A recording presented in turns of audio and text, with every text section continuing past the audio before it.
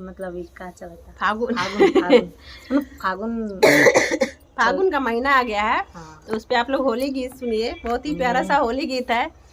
और सुनिए, धमाकेदार होली गीत है, मगर आवाज़ मेरी धमाकेदार नहीं है, इसलिए आप लोग गीतों पे ध्यान दीजिएगा, मेरे गले पे ध्यान मत दीजिएगा। मौसम परिवर्तन है, सर्दी जुकाम हुआ है। मनवा के मना पूरा ला सकी, अरे फागुन में चर्चा कराला। मनवा के श्रद्धा पूरा ला सकी, अरे फागुन में चर्चा कराला।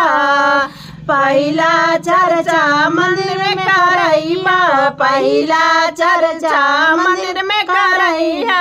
रंगवा गुलाला उड़ाला सखी, अरे फागुन में चर्चा करावा।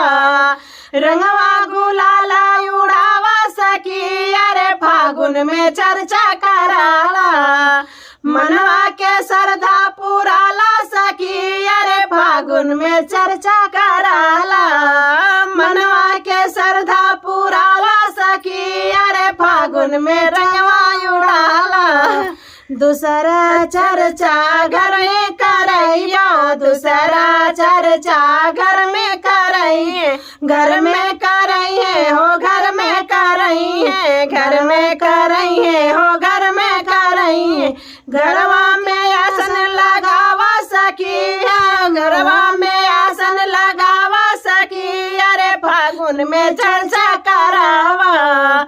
घरवा में आसन लगावा सखी, अरे फागुन में चर्चा करावा। मनवा के श्रद्धा पुरावा सखी, अरे फागुन में चर्चा करावा। मनवा के श्रद्धा लगावा सखी, अरे फागुन में चर्चा करावा।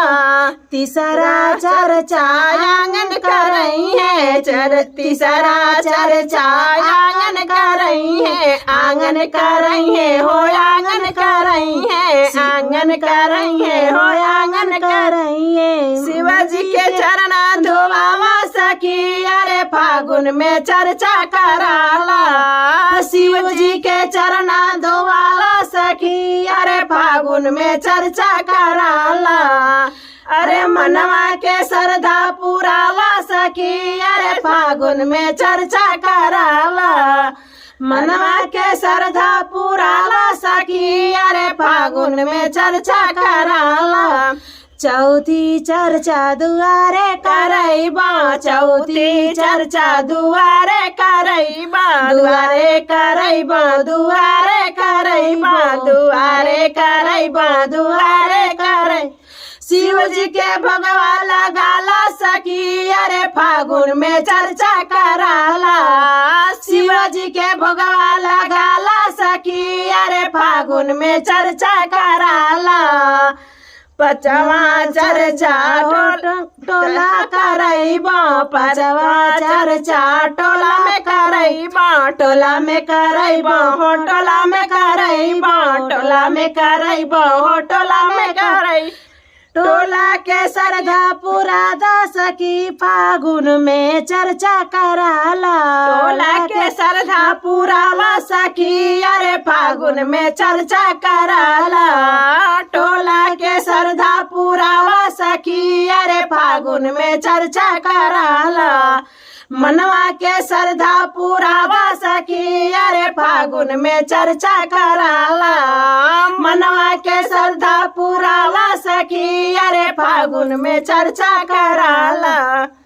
आप लोग को यह शिव चर्चा गीत होली गीत है, मगर शिव चर्चा में भी लोग गाते हैं। तो आप लोग सुनिएगा और बताइएगा, कमेंट के द्वारा जरूर बताइएगा कि यह गीत कैसी है और कहाँ से आप लोग हैं, आप लोग कैसे हैं, जरूर बताइएगा। फिर मिलते हैं अगले नए वीडियो के साथ। तब तक के लिए आप लोग धन्यवाद दीजिए मुझे। Bye by.